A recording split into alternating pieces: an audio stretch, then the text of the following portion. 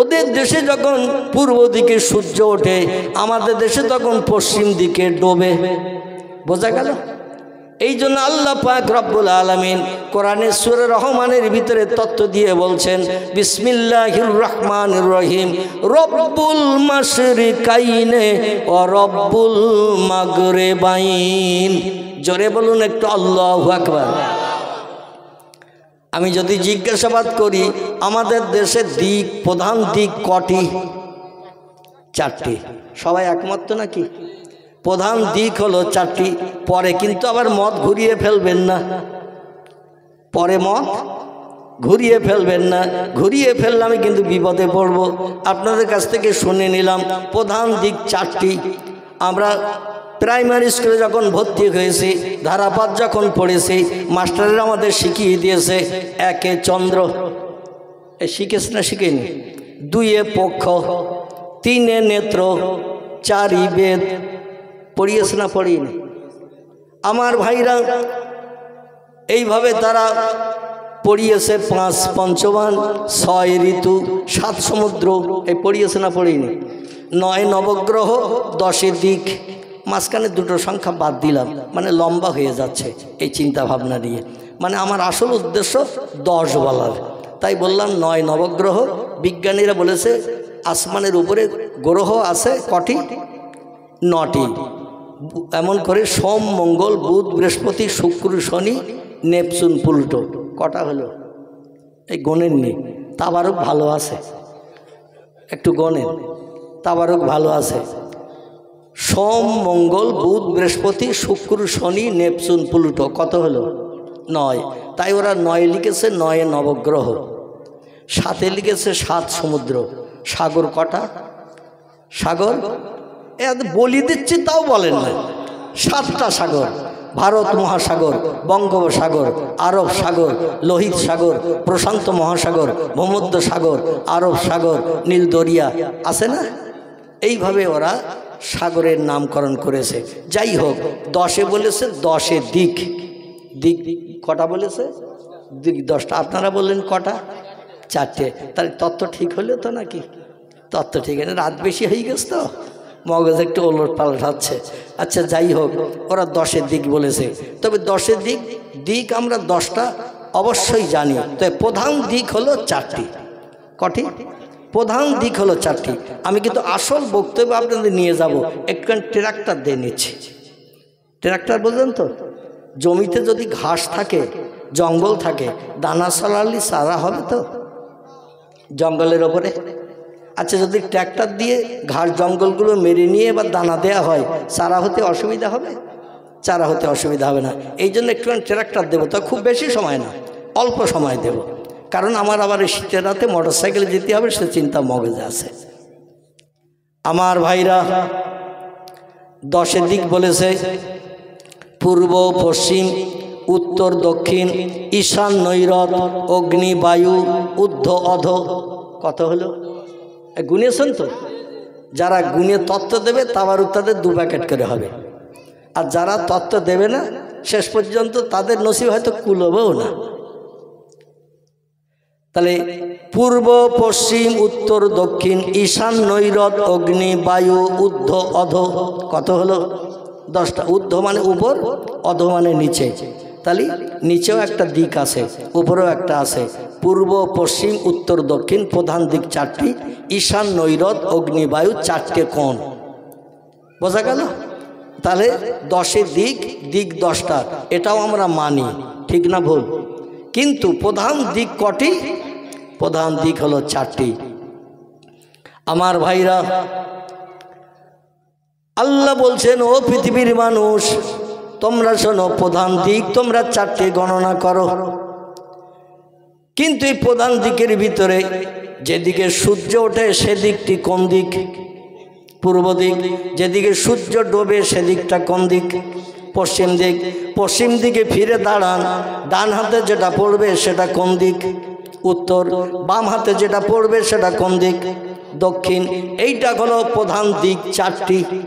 পিছনে সূর্য ওঠে যেদিকে সেদিকটি পূর্ব দিক, যেদিকে সূর্য ডোবে সেদিকটি পশ্চিম দিক, সূর্যের দিকে ফিরে তাকালে, দাঁড়িয়ে তাকিয়ে থাকলে বিকালবেলা ডান হাতে পড়বে যেটা, সেটা হলো উত্তর দিক, বাম দিকে যেটা পড়বে সেটা হলো দক্ষিণ দিক। তাহলে দিক প্রধান কটি?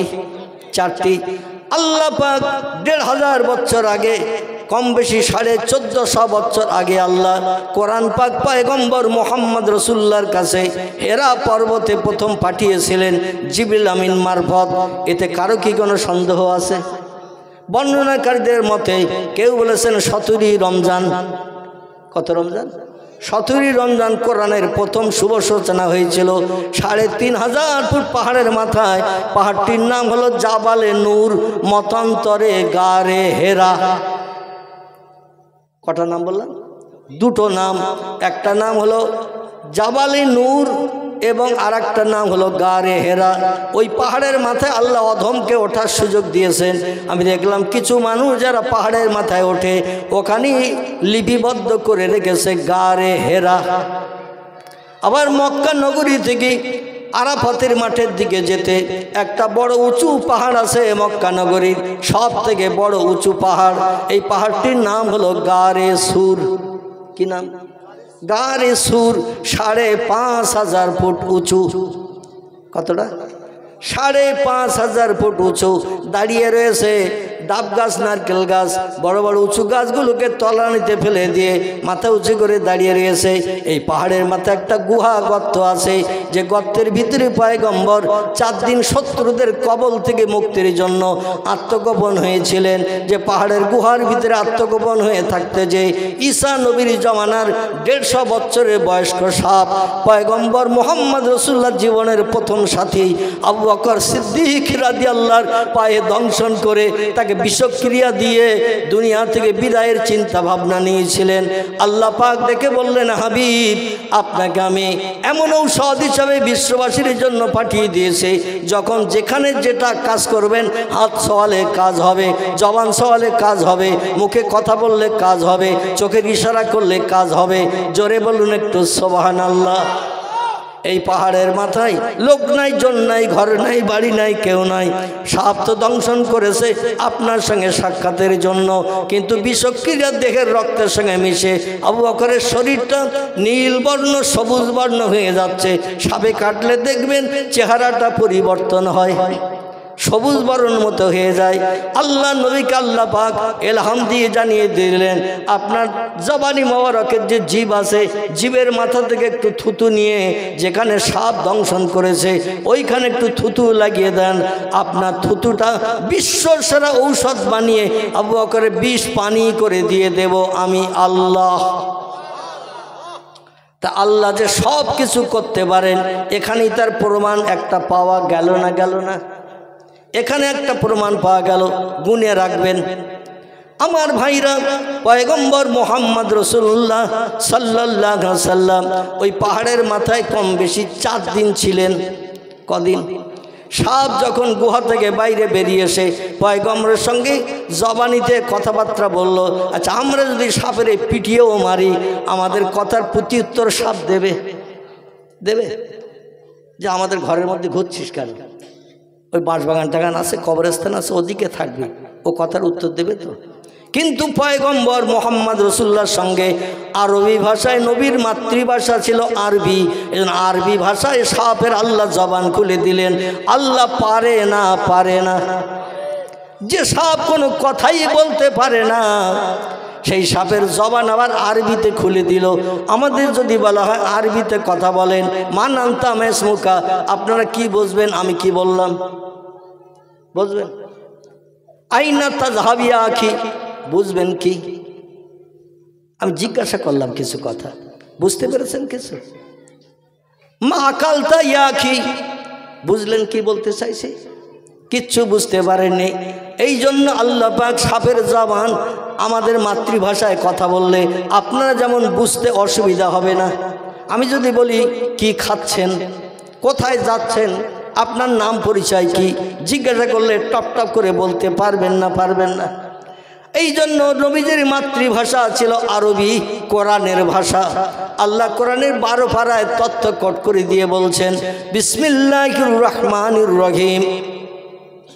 আলিফ লাম র তিলকা আয়াতুল কিতাবিল মুবিন ইন্না আনজালনাহু কুরআনান আরাবিয়্যাল লাআল্লাকুম তাকিলুন। গলা ছেড়ে বলুন আল্লাহু আকবার। আল্লাহ বলছেন, হাবিব আপনার স্কুলি শিক্ষা, পড়াশোনার শিক্ষা আপনার নাই। সাধারণ মক্কা নগরীর মানুষের মতো আপনি সাধারণ মানুষ। এই জন্য আপনার মাতৃভাষায় কথা বললে আপনার পক্ষে শুনতে সুবিধা হবে, বুঝতে সুবিধা হবে, প্রত্যুত্তর দিতে সুবিধা হবে। এই জন্য আমার কোরআনকে হিব্রু ভাষায় পাঠালাম না, ইংরেজি ভাষায় পাঠালাম না, বাংলা ভাষায় পাঠালাম না, ফার্সি ভাষায় পাঠালাম না, উর্দু ভাষায় পাঠালাম না। আপনার মাতৃভাষা আরবি, তাই কোরআনকে আমি আরবি ভাষায় পাঠালাম, যাতে মাতৃভাষায় শুনলে আপনার বুঝতে সুবিধা হবে। লাআল্লাকুম তাকিলুন, সব তথ্য আপনার জানতে বুঝতে সুবিধা হবে। কারো কাছে জিয়ার উত্তর জানার জন্য, খোঁজার জন্য যেতে হবে না। বোঝা যাচ্ছে তো? এই জন্য আরবি ভাষায় আল্লাহ পাক পাঠিয়েছেন। আবার নবীজির মাতৃভাষা আরবি, আবু বকর সিদ্দিকের মাতৃভাষা ফার্সি, নাকি ভাষা কি আরবি। আবু বকরও মক্কার মানুষ, নবীজিও মক্কার মানুষ। এই জন্য দুইজন মক্কার মানুষ, ওদের মাতৃভাষা আরবি, এখনও ওদের দেশের ভাষা হিন্দি, নাকি এখনও আরবি। আল্লাহ পাক তাই বললেন, হাবিব আমি কোরআনকে অতি পূর্বে লৌহে মাহফুজে সংরক্ষণ করে রেখেছি, আর মক্কা নগরীতে আপনারে পাঠাবো এখান থেকে 5,500 বছর আগে। কতদিন বললাম? 5,500 বছর আগে পয়গম্বর ইব্রাহিম নবীর দোয়া চোখের পানি কবুল করে ইসমাইলের বংশে এই মক্কা নগরীতে আপনাকে পাঠিয়েছে। মক্কা নগরীর মানুষের ভাষা আরবি, তাই মক্কায় আপনারে পাঠিয়েছে। আর কোরআন বহু বহু কাল পূর্বে আমি তৈরি করে রেখেছি আরবি ভাষায়, যাতে আপনার পক্ষে পরবর্তীতে কোরআন পাঠালে আপনার পক্ষে জানতে বুঝতে সুবিধা হবে। তাই সব আরবি ভাষায় বলি, ইয়া রাসূলুল্লাহ আমি ঈসা নবীর কণ্ঠে শুনেছি। কার কণ্ঠে? আপনার আগমনের 570 বছর আগে ঈসা নবী মিশরের দেশে বসবাস করতেন। কোন দেশে? মিশরের দেশে ঈসা নবী বসবাস করতেন। সেইখানে ঈসা নবী জীবনের শেষ লগ্নে তথ্য দিয়েছিল, আমার পর একজন পয়গম্বর আগমন হবে। কোরআনে আল্লাহ পাক ঈসা নবীর জবানিতে তথ্য কোট করে দিয়েছেন। ঈসা নবীর জবানির তথ্যটা কোট করে দিয়েছেন। ইসমুহু আহম্মদ। কি নাম? তার নাম হবে, একজন ব্যক্তি তার নাম হবে আহম্মদ, মতান্তরে মোহাম্মদ। এই আহম্মদ নামের ব্যক্তি ঈসার পরে পৃথিবীতে শেষ পয়গম্বর হয়ে আসবেন। জোরে বলুন একটু সুবহানাল্লাহ। সমস্ত পয়গম্বরের থেকে তার মর্যাদা এত বেশি হবে, তার সম্মান এত বেশি হবে। সব নবীর উম্মতেরা কবরে থাকবে হাজার হাজার বছর ধরে, উম্মতে মুহাম্মাদিরা কবরে আসবে সর্বশেষে অল্প দিন ধরে থাকবে। হাসরের মাঠে আল্লাহ সব নবীর উম্মতদের যখন হাসরে হাজির করবেন, কবর থেকে উঠিয়ে নেবেন। আগের নবীদের আগের হিসাব করার প্রয়োজন দরকার, কারণ তারা অনেক দিন কবরের ভিতরে আছে। যারা আগে কবরে গেছে তাদের তো হিসাব নিকাশ আগে করে জান্নাতে দেওয়ার দরকার, কারণ কবরে অনেক দিন আগে তারা আছে। কিন্তু আল্লাহ বলছেন যতদিন কবরে থাকো বা না থাকো ওটা কোনো ব্যাপার নয়। আখির জামানার পয়গম্বরের উম্মতদের আমি আল্লাহ আগেই জান্নাত হালাল বানাবো। শুধু তাই নয়, ওই পয়গম্বরের চেহারার দিকে তাকিয়ে বিশ্ব সুন্দর চেহারাটা দর্শন করে যে কোনো সৃষ্টি যদি অন্তরে তার মহব্বত তৈরি করে, ও সৃষ্টিও হাসরের মাঠে উম্মতে মুহাম্মাদীদের সঙ্গে জান্নাত হালাল বানাবে। এই জন্য খেজুর গাছও জান্নাতে যাবে। কোথায় যাবে? উস্তুনে হান্নানা মসজিদে নববীর ভিতরে একটা খেজুর গাছ। নবীর মোহাব্বত, প্রেম, ভালোবাসা দেখানোর কারণে আল্লাহর নবী মোহাম্মদ রসুল্লাহ বললেন, জান্নাতের ভিতরে আমি যেখানে থাকবো তুমিও সেইখানে বসবাস করবে। তাহলে গাছের সৌভাগ্য খুলে গেল না গেল না? ঈসা নবীর মুখে এই তত্ত্ব শুনে সাপ বলল, কোথায় পয়গম্বর আগমন করবে এই তত্ত্বটা আমার জানার দরকার। ইঞ্জিনের ভিতরে লিপিবদ্ধ হয়ে আছে, মরুভূমির দেশ হবে, পাহাড়ি এলাকার দেশ। জায়গাটির নাম সংস্কৃত ভাষায় বলা হয়েছে সম্বল। কি নাম বলা হয়েছে? সম্বল নামন একটি জায়গা। এই জায়গায় আখির জমানার পয়গম্বরের আগমন হবে। সম্বল শব্দটা ব্যবহার করা হয়েছে সংস্কৃত ভাষায়, আরবি থেকে বলা হয়েছে আরব। কি নাম? বর্তমানে তার নামকরণ করা হয়েছে সৌদি আরব। কি আরব? সৌদি আরব।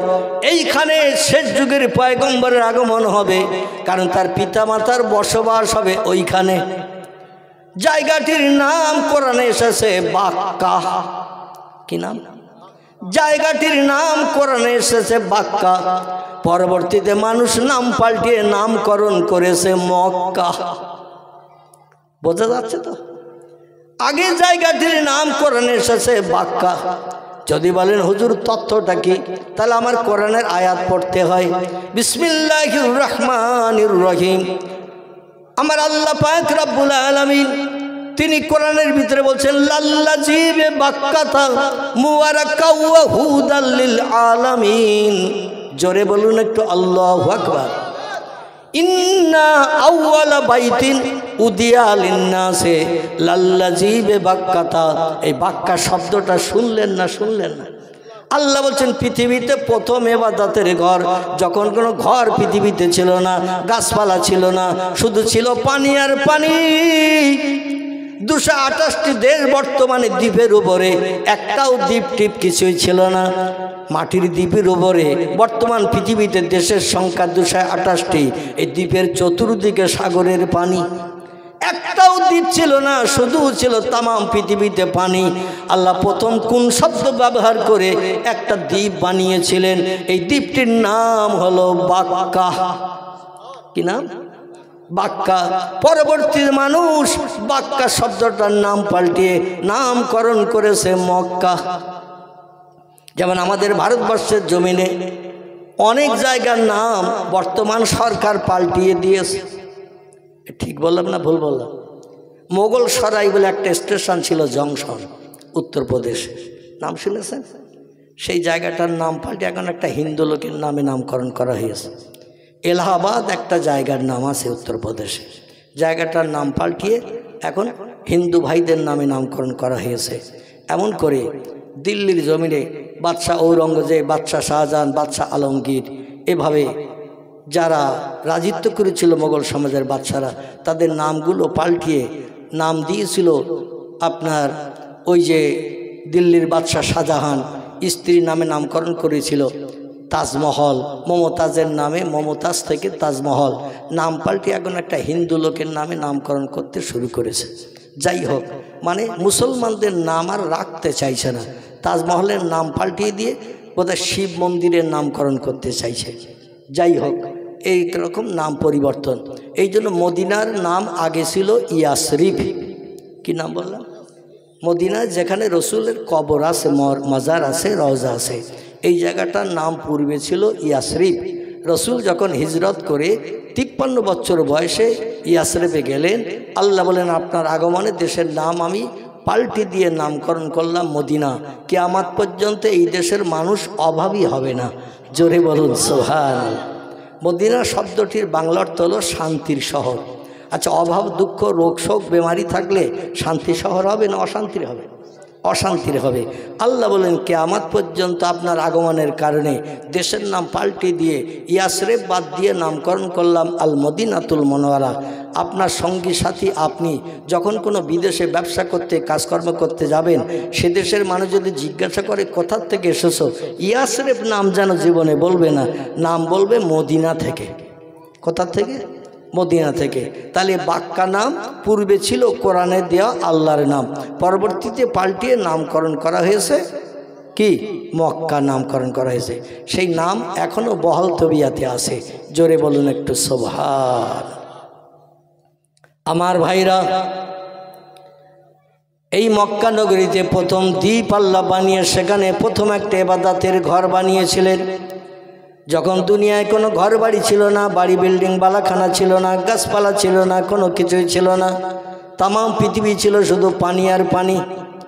আল্লাহ পাক পরবর্তীতে কোন শব্দ ব্যবহার করে সাগরের মাঝখানে ঘোলা পানির গুঁড়ো গুঁড়ো পলিকণা, সরিষার দানার থেকেও গুঁড়ো পলিকণা, বালির ক্ষুদ্র ক্ষুদ্র পলিকণার বালি, এইগুলো জমিয়ে জমিয়ে হাজার হাজার একর বিঘে জমি সাগরের মাঝখানে বানিয়েছেন কে?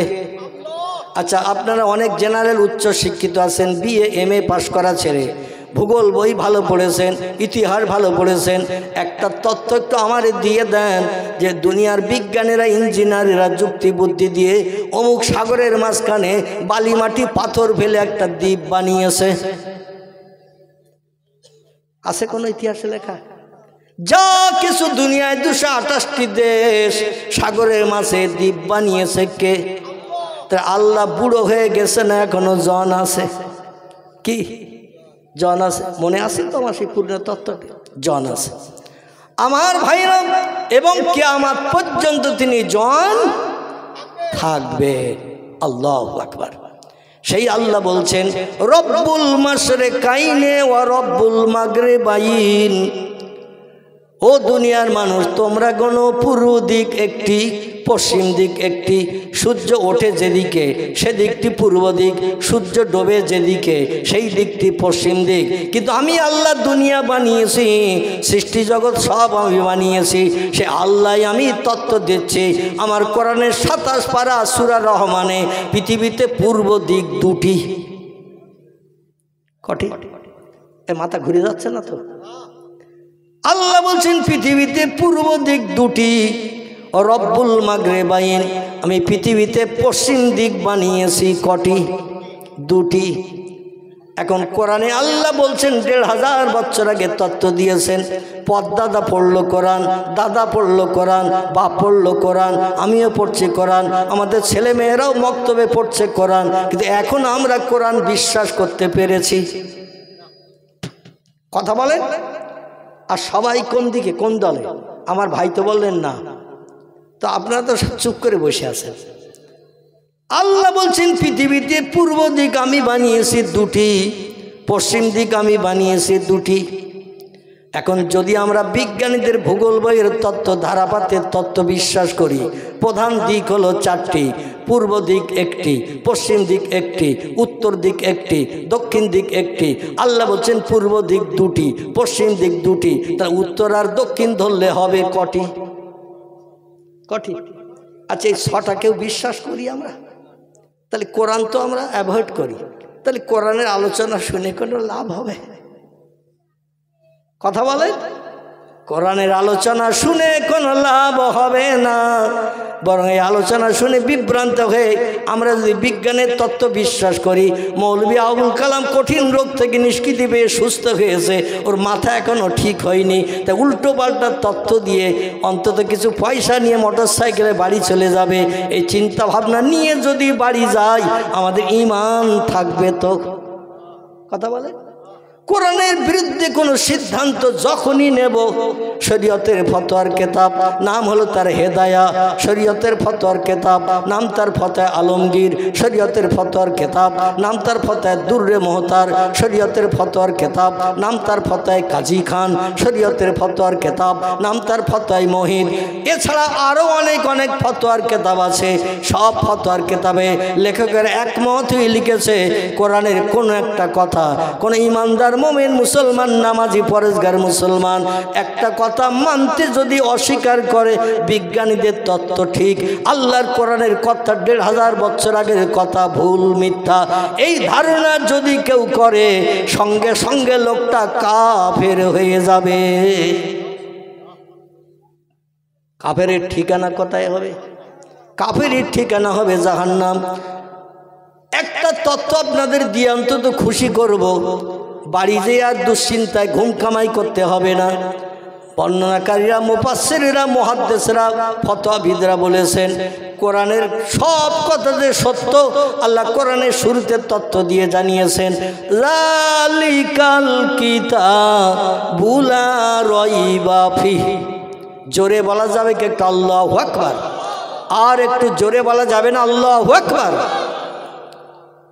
আল্লাহ আমার কোরআনের ভিতরে যত বিষয়ের তত্ত্ব দেয়া হয়েছে, যত বর্ণনা করা হয়েছে, কোনো কথার ভিতরে ভুল থাকা তো দূরে থাক, কোনো সন্দেহ পর্যন্ত নাই। এই জন্য বর্ণনাকারীরা বলেছেন কোরআনের সঙ্গে বিজ্ঞানীদের তত্ত্বের যদি মিল না হয়, ওলট পালট হয়ে যায়, রাত দিনের মতো যদি ওলট পালট হয়ে যায়, নারী পুরুষ পুরুষ নারী এই রকম যদি হয়ে যায়, তোমরা কিন্তু দুনিয়ার বিজ্ঞানীদের তথ্যকে লাথি মেরে দেবে, কোরআনের কথা বিশ্বাস করে হৃদয়ে অঙ্কন করে নেবে। তাহলে পরকালে তোমাদের জন্য কোটি কোটি বছরের জান্নাত হালাল হবে। নারায়ে তাকবীর, নারায়ে তাকবীর। দ্বীন ইসলাম, দ্বীন ইসলাম। আমার ভাইরা, আসুন এবার আপনাদের একটু নিয়ে চলে যাই। আল্লাহ পাক যে তত্ত্ব দিলেন, তত্ত্বটা সত্য না মিথ্যা? শুরুতে আল্লাহ বললেন কোনো শক বা সন্দেহ নেই, ভুল থাকা তো দূরে থাক। আল্লাহ বললেন পৃথিবীতে পূর্ব দিক দুটি, পশ্চিম দিক দুটি। তাহলে এখন কোরআন বিশ্বাস করব না আমাদের ধারাপাতে যেটা লেখা হয়েছে ওটা বিশ্বাস করব? কোরআন বিশ্বাস করবো। আলহামদুলিল্লাহ। এখন কেমন বিশ্বাস করব? একটুখানি তথ্য আজকে রাত দেব না, অন্য। হ্যাঁ, আমি আসল দিকে যাই, এটা বলতে হবে? আহারে, মানে আপনারা একবার দুই এমিজে নেবেন যে সামনে আবার আসবেন, মসজিদে জলসা আছে, ও পাড়ায় জলপারে আছে, ওখানে যেয়ে শুনবো, এটা তো কেউ একজন বললেন না। আমার ভাইরা, আল্লাহ পাক রব্বুল আলামিন বলছেন, আমি দুটি পূর্ব দিক পৃথিবীতে এই জন্য বলেছি, ভারতে যখন পূর্ব দিকে সূর্য ওঠে, আমেরিকায় তখন ওই সূর্য পশ্চিম দিকে ডোবে। ওদের সূর্য ডোবে পশ্চিম দিকে, ওই ডোবা সূর্য ভারতের পূর্ব দিকে ওঠে। ওদের পূর্ব দিকে যখন সূর্য উদয় হয়, আমাদের পশ্চিম দিকে ওই সূর্য তখন আস্তে আস্তে ডুবে যায়। সূর্য যখন ডোবা ওঠা করে, তেজটা কম থাকে না বেশি থাকে? তেজটা কম থাকে। এই কম থাকে আমাদের পূর্ব দিকে যখন সূর্য উদয় হয়, লাল অস্তিম আভা দেখা দেয়। ওদের পশ্চিম দিকে যখন ডোবে, লাল অস্তিম আভা দেখা যায়, তখন সূর্যের তেজ বেশি থাকে না। আমরা দুই দেশে একই নিয়ম দেখতে পাই। জোরে বলুন একটু সুবহানাল্লাহ। আমাদের পূর্ব দিক, ওদের পশ্চিম দিক, ওদের পূর্ব দিক, আমাদের পশ্চিম দিক। তাহলে দুটি দুটি হলো না হয়নি? একটু রিসার্চ করুন, গবেষণা করুন, কোরআন নিয়ে চিন্তা ভাবনা করুন। শুধু শালু কাপড়ে পেঁচিয়ে আলমারির উপরে কিংবা সানসেটের কোণা রেখে দিয়েছি, আর মুরগি মাঝে মাঝে কটকট করলেই ছেলেরে বলি, মিন্টু দেখ ডিম কটা পেড়িয়েছে। ঠিক না ভুল? সানসেটের কোণায় কোরআন শরীফ রাখা আছে। শবে বরাতের 2 দিন 5 দিন আগে কোরআনে হাত পড়বে, তাছাড়া কোরআনে আর হাত পড়বে না। অবশ্য আপনাদের এখানে মক্তব তৈরি হয়ে গেছে, এলাকার মা বোনেরা প্রতিদিন সকাল সন্ধ্যা মনে হয় প্রতিদিন কোরআন খোলে, তালিম করে।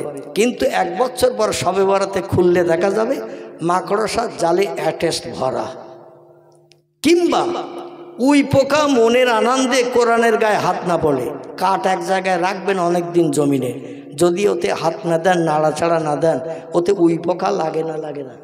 কাঠে কি বোঝা যাচ্ছে তো? কাঠ এক জায়গায় অনেক দিন রাখলে ওতে কিন্তু উই পোকা ধরে। অনেক দিন কোনো জিনিস এক জায়গায় রাখলে দেখবেন ওতে মাকড়সার জাল অ্যাটেস্ট হয়ে ঝুলকালিতে ভর্তি হয়ে যায়। আসলে কোরআনে আমরা হাত লাগাই না, কোরআন রিসার্চ করি না।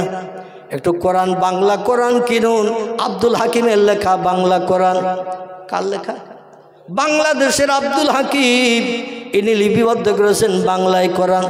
আরবি ভাষা তেলাপোকার পায়ের মতো ব্যাকা ব্যাকা, জিলবির পেছনে নাই 4 চশমা হের মতো সব জোড়া। ঠিক বলো না ভুল বলে? চার চশমা হে চারটে হে একসঙ্গে, জিলিপির পেট যেমন জোড়া, চার চশমা হে ওই রকম জোড়া, ঠিক কি না? তাই বলে কেউ কি জিলিপির পেস? আমার ভাইরা, ও কি চশমার ফেরেন? এই চশমা চোখে দিলে যেমন চশমাটার ভিতরে কারুকার্য করা রয়েছে, কানে গোজা, নাকে ধরা, চোখের উপরে কাঁচ লাগানো, কোরআনের অক্ষরগুলো ঠিক চশমার ফ্রেমের মতো অনেক আছে, আছে না? তাই বলে কি কোরআন চশমার ফ্রেম? না না না, কোরআন বলছে তুলিজুল লাইলা ফিন নাহার, আমি দিনের বেলা রাত করি, রাতের বেলা আমি আল্লাহ দিন করি।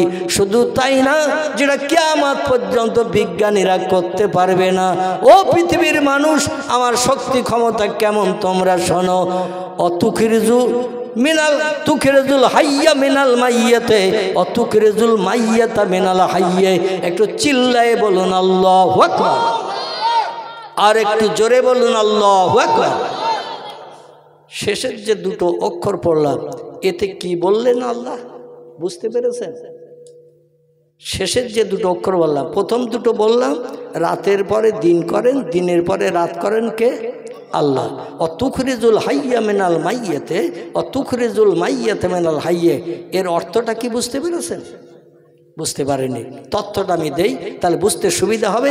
আপনাদের নিয়ে আমার গাড়িটা একটু সামনের দিকে নিয়ে যেতে সুবিধা হবে। গাড়ির যাত্রী আসেন তো নাকি?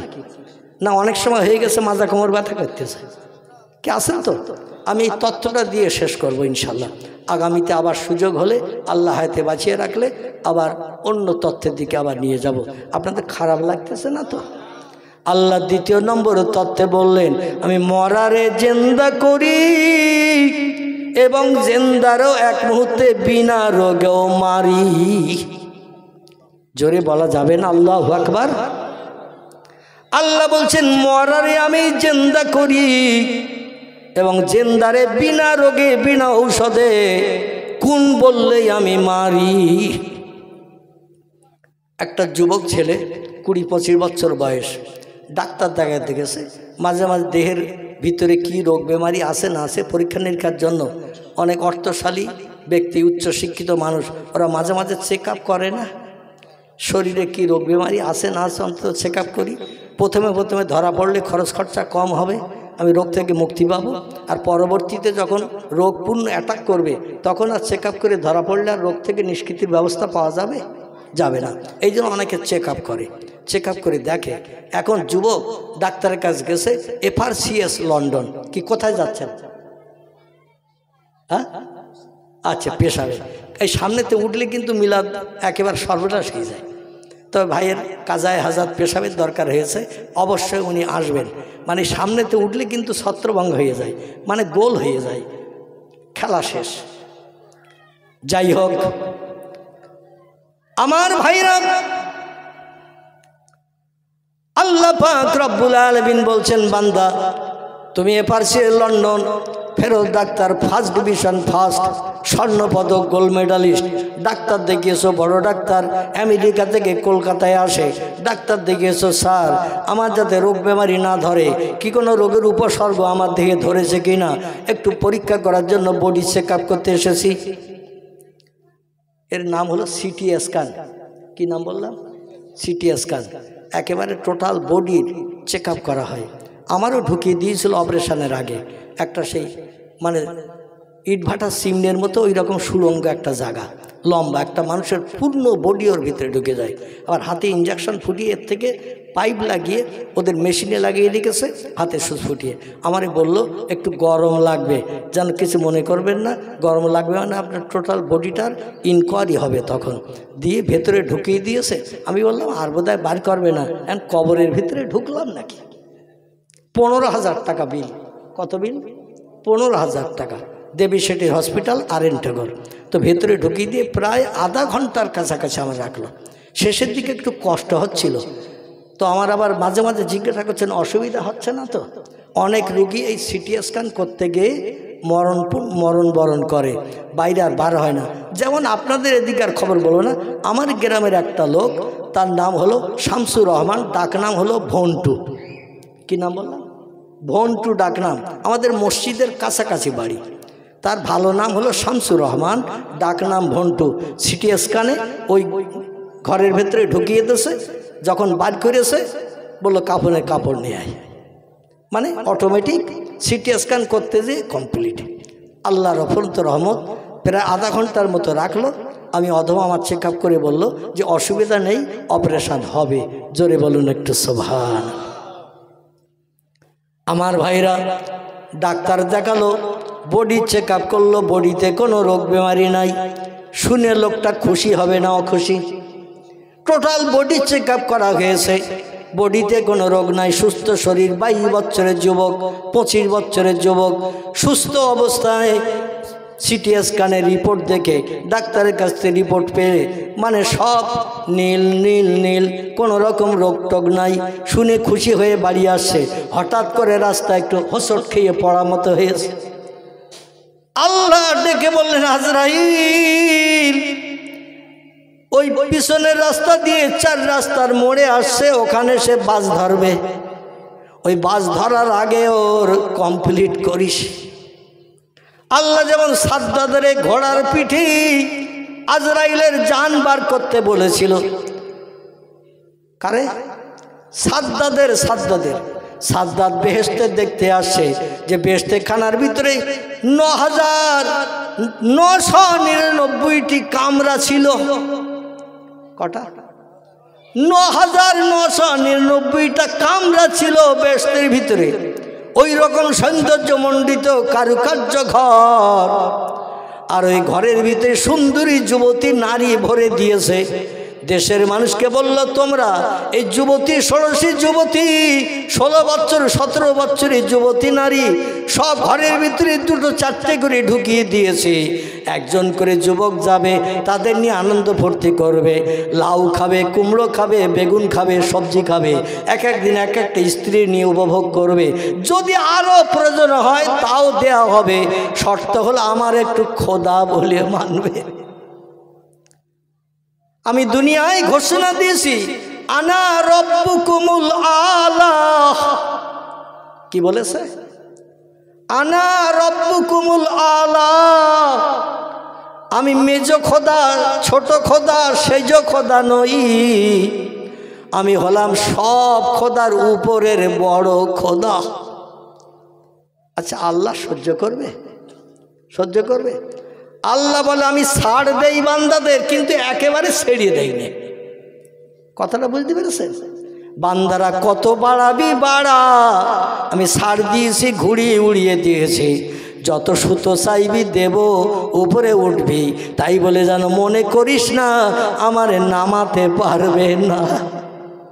লাটাই যার হাতে, সে বলে মাথায় উঠে হাওয়ার মাঝে মাথা নাড়া দিচ্ছ আর বলছো আমি আর নামবো না। ও ঘুড়ি, তোমার বুকের সঙ্গে আমার লাটাইয়ের সুতো জোড়া। যেই লাটাই পাক দেব, তুমি নিচে নামবে না উপরে থাকবে? কি করবে? নিচে নামতেই হবে, কারণ ঘুড়ির মাজার সঙ্গে সুতো দিয়ে লাটার সঙ্গে জোড়া। আল্লাহ বলছেন, যত বাড়াবে বাড়াও। ও বান্দা, আমি ছাড় দিয়েছি, যতবারে ওড়ো, যতবারে দূরে যাও, কিন্তু আমি একেবারে ঘুড়ির মতো, লাটাইয়ের মতো তোমারে ছেড়ে দেয়নি। আমি আল্লাহ যেই বলবো কুন, কি বলবে? যেই বলবো কুন ফায়াকুন, সঙ্গে সঙ্গে সেটা হয়ে যায়। এটাই হলো আমার পাওয়ার। আল্লাহ বলেন, আজ দাস দাসী লোকজন রাজপথে দাঁড়িয়ে বাদশারে স্যালুট দিচ্ছে। আর আমার ভাইরা 1000 বছরের মতো, কিছু কম বেশি 800 বছরের মতো সময় নিয়ে এমন করে 22,000 মিস্ত্রি এমন করে 1000 বছরের মতো খাটিয়ে 9,999টি ঘর বেশতেখানা এরিয়া করে জেলখানার মতো পাঁচিল দিয়ে ঘিরেছে। আর বলে, আমার একটু খোদা বলবে, এই জেলখানায় সারা জীবন খাওয়া দাওয়া সুখ শান্তি সব পাবে। তোমরা বলবে সব খোদার বড় খোদা আমাদের দেশের বাদশাহ ফেরাউন। অনেকে লাভে লোহা বয় না, বয় না? বিনা লাভে অনেকে তুলোর বস্তা নিতে চায় না, ঠিক না ভুল? বিনা লাভে অনেকে তুলোর বস্তাও মাথায় নিতে চায় না, কিন্তু অনেকে লাভে লোহা বইতেও চায়। দেশের লোক বলল কাজকর্ম করতে হবে না, খাটতে হবে না, মজুরি খাটতে হবে না, ভালো মন্দ খাবার পাবো, সুন্দরী যুবতী নারী দিনে আনন্দ ফুর্তি করতে পারবো। একটা কথা বলতে হবে, সব খোদার বড় খোদা ফেরাউন। এ যুগের মানুষ ও দলে আসে না নাই? আমাদের জীবন ইতিহাস আলগা করে দেখুন, আমরা সব ওই দলের। এই যে স্টেজে চেয়ারে বসে আছি, আমিও ওই দলের। আচ্ছা, আমি যদি ওই দলের হই, তাহলে আপনাদের আর সন্দেহ আছে ওই দলের হইতে? সন্দেহ আছে?